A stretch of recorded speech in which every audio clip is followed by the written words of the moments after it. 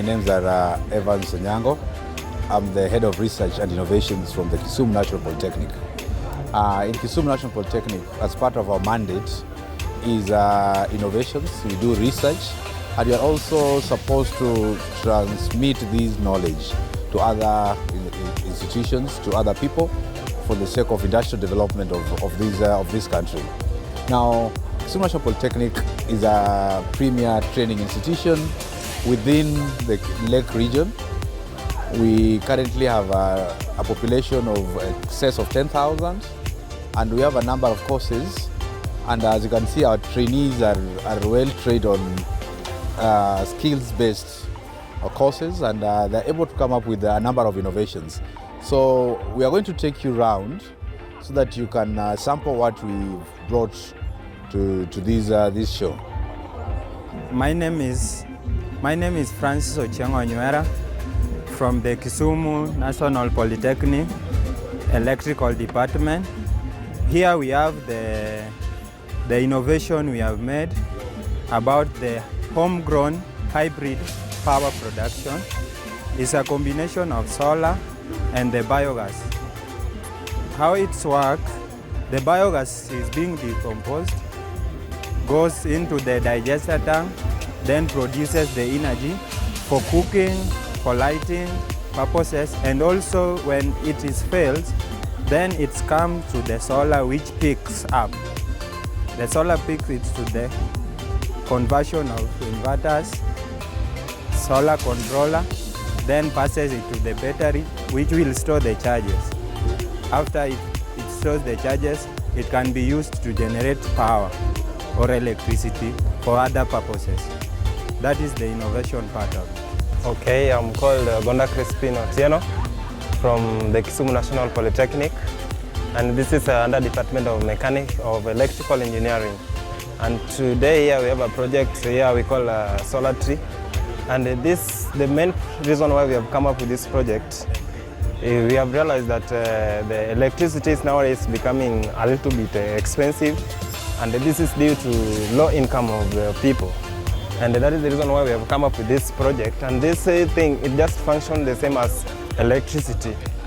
And the advantage of this project is that you can use solar at daytime and then battery there at night. And this project is relatively cheap, more than compared to electricity. We connect it with the solar, and then the power from the solar is used to light all the bulbs.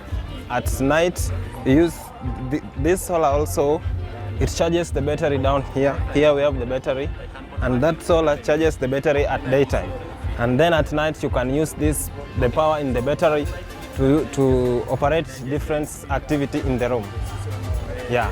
What's your target market for? My target is to, when it is possible, want these things to be out of the market so different people can use this thing, because it's relatively cheap and it's affordable to many people. My name is Evans Otieno from the Kisumu National Polytechnic, pursuing diploma in mechanical engineering. We have an exhibition here called an eco motor water pump. It is new invention. It is new in the market. An eco motor water pump. It pumps water. As per our prototype, it can take water from a depth of 40 feet deep, and it can pump it up to 15 feet high. The water here, we have just used a simple mechanism. If you see inside here, you will just see a bicycle rim. We have what we have here again is the TVS piston.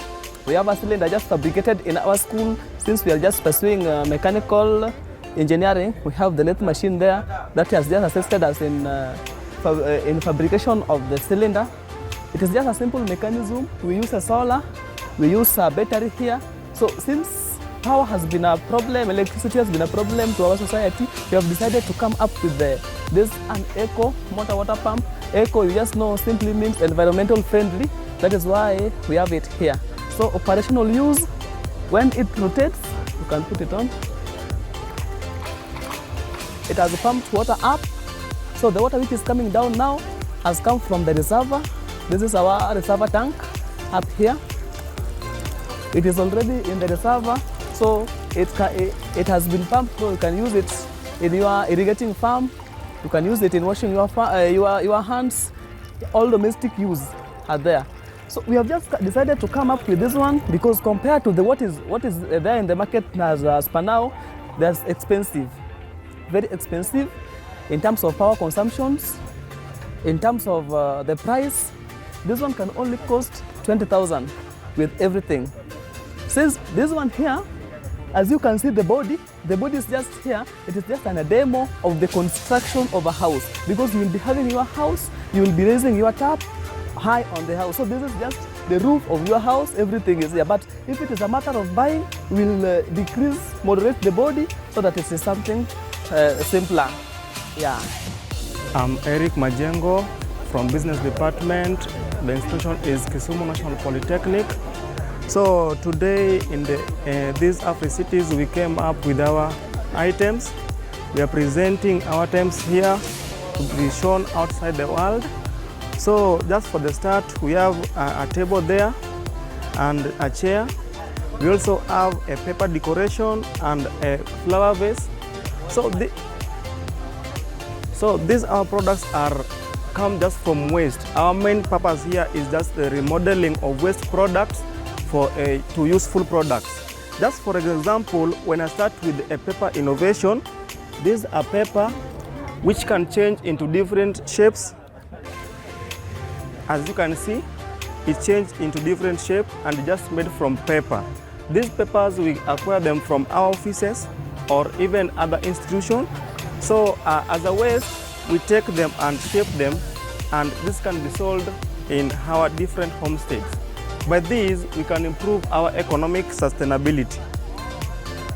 Okay, we also have water reeds. These water reeds we find them at the lake region, and they are so harmful to the aquatic life there. So the water reeds there, we dry them and we make with them a product like this. This is a table made of water reeds.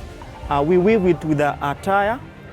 And another thing here, we have a table made of old tire and can also act as a storage, as you can see. We also have a chair here made of old tire, also act as a storage. As you can see, it can act as storage and it's very comfortable. So these are items made from waste. The tires here, we find them in our locality. And as you all know, the youth just engage in this thing in bad purposes, like during violence, we burn them there, but as we remodel them, these useful products. We are not left behind. We also use old clothes. These old clothes, we dip them inside a mixture of cement and water, and we come with a beautiful flower vase. This is the final product. And just as you can see, a flower like this, when you put inside like this, it becomes the final product. It's very beautiful. But the source is just an old cloth.